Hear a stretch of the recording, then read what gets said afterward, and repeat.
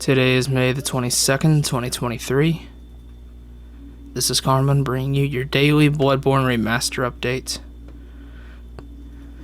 There's no news on a Bloodborne Remaster today, but some pretty big news has come out as of late. They've confirmed that Spider-Man 2 is not co-op, it is a single-player game. Among other plot details I won't spoil because I haven't seen them fully myself. Final Fantasy 16 got a really huge media blowout today, which makes me a little bit more sure that it won't be at the showcase in a couple of days. I really think that's an FF7 Rebirth show. I don't think we're seeing 16 there. It's just getting so much coverage everywhere else. I can't even imagine them really spending the time to talk about it at the showcase with so many eyes on it. Is the perfect place to show 7 Rebirth. What else happened? Metal Gear Solid 3 remake is pretty much confirmed to happen, but it's not a PlayStation exclusive. And I made a community post about something today, and I want to clarify my thoughts on it. So people are asking, like, oh, is it coming to Game Pass? And my knee-jerk reaction was very annoyed. And I want to make this very clear. I have no issue with like games that are a few years old being on Game Pass, but I hate the idea of AAA games launching on Game Pass.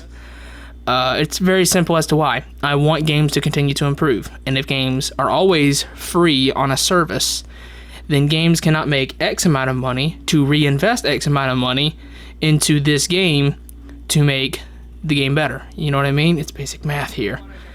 So that's kind of my stance on it. I don't have any issue with like games that are a few months old, that are a few years old being on Game Pass. I really don't. I think that AAA games should not launch on Game Pass or PlayStation Plus. I think it's a bad idea. I really, really don't like it. And I know a lot of people say, oh, what about people who can't buy games on release? First of all, I agree that games don't need to be $70. The quality of games isn't improving enough to make it $70.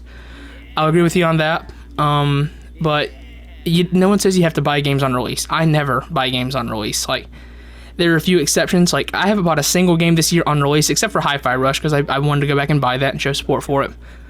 But like, I'm gonna buy FF16 on release. I'm probably gonna buy Spider-Man 2, maybe Armored Core 6. We'll have to see. But I very rarely buy games on release. Wait for a sale, man.